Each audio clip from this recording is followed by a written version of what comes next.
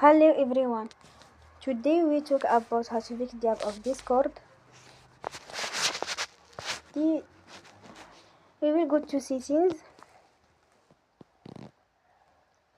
We will click on apps.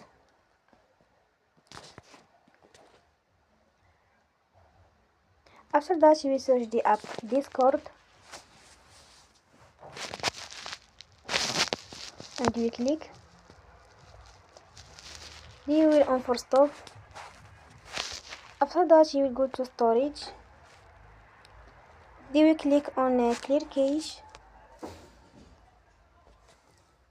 In the end, turn off your phone and you will recharge your phone again. Don't forget to support us by like and subscribe. See you next time and thank you for attention.